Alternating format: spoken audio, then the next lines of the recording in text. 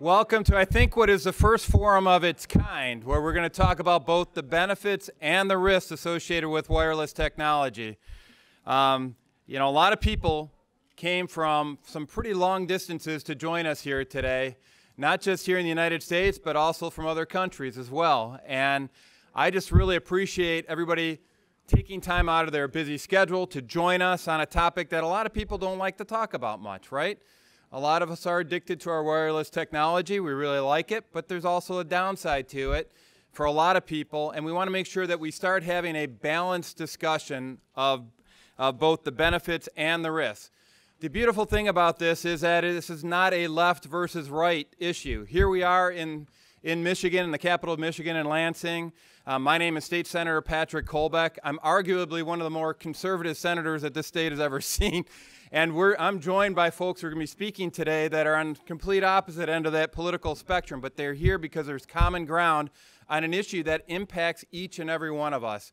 And we don't talk about it much, but it's something that's very important. And the purpose of today is to bring awareness around wireless technology. I want to make it clear to everybody that the purpose of today, we're not opposed to wireless technology. We're not opposed to high technology. What we want to do is recognize that there are some issues with it that need to be addressed so that we can deploy this technology safely so that people can get safe access to it and responsible access to it. That's the purpose of today. From my perspective, I've come to the conclusion that this is the #1 environmental issue that we face in our times right now. Nobody wants to talk about it, but it's something that impacts every single one of us. We've got 10 million residents in Michigan. All 10 million are impacted. This is not something local to any one community.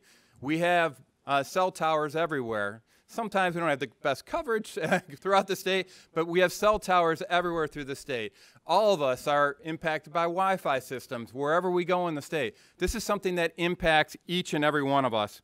And I just want to make sure that we really, truly start having this balanced discussion. Now, we've asked over 50 organizations that we thought would be important stakeholders associated with this that are proponents of this technology. And we've got a response from only one of them. Kevin Shane from ACD.net has joined us. Kevin, are you here right now? All right, Kevin's going to be joining us hopefully in a little bit. But only one of the folks who's proponent of some of the benefits is going to be joining us here today, unfortunately. We've invited quite a few. We've got a lot of folks that are experts on some of the risks that we need to consider, so you're going to hear a lot about them from them. But we've also got a few of the folks that are on the wireless technology advocacy side that are going to be talking about the benefits, and I just ask you to forgive them for promoting something that they just want to make sure that everybody understands what everybody is saying on the benefits of this technology, so we have that true balanced discussion. So I kind of want to start this off with what I'm kind of referring to as the 5 stages of wireless technology awareness. A lot of times we got all the news clippings around all the benefits. We got all the press associated with the benefits. We see all the fancy commercials around the benefits. We don't hear about those risks. And when you start bringing up the risks, what's the first thing that everybody brings up and say, no, it's denial, right? So if you're an alcoholic, first step is to fixing the fact that you're an alcoholic is recognizing you have a problem, right? So first step on all this, and this is why we're having this forum, is to recognize that, Houston, we have a problem. And we want to go off and identify safe ways to address it. So the first stage that a lot of people are at, and a lot of the people in this town, frankly, are at, is that of denial. All right? Well, the next stage is once you start reading all the information about some of these risks, well, you kind of move into this anger stage, right? Because you're going, why the heck aren't we doing something about it? We elect these government officials to go off and protect us and promote the health and well-being of our citizens and promote our security. Why aren't we securing their rights? So it gets into a little bit of an anger phase. Then we get into a little bit of the bargaining stage, if you will, and say, well, you know what? Just give me local control, for example. And you give me local control, then let individual communities decide whether or not they want to deploy this technology or put restrictions on it, or individual schools to go off and provide those restrictions. And you know what? Sometimes that doesn't work out so good. Right now we got Senate Bill 637 that passed out of both the Senate and the House that would have full-scale deployment of 5G.